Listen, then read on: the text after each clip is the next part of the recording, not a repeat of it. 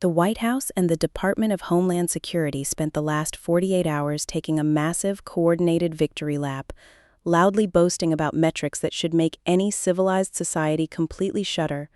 On June 24th, the executive branch published its latest border enforcement data, proudly declaring to the press that the United States has achieved net negative migration for the first time in over a half-century. I want you to really let that sink in for a moment.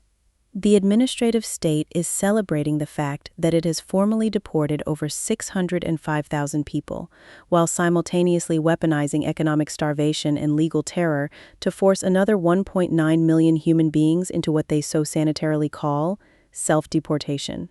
This is not governance. It is an engineered demographic purge masquerading as national security.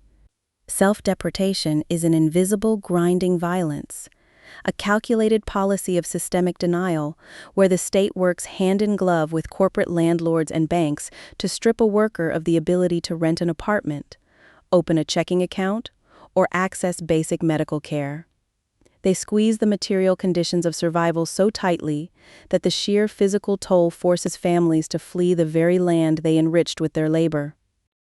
Mere hours after that report dropped, Homeland Security Secretary Markwayne Mullin took to the podium to announce a milestone of 10,000 alleged gang arrests during the current presidential term, explicitly thanking the recently passed Secure America Act for turbocharging the state's interior enforcement capabilities.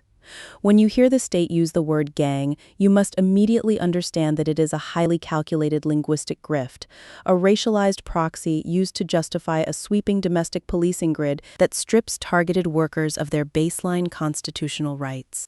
The Secure America Act is not, and never was, an instrument of public safety.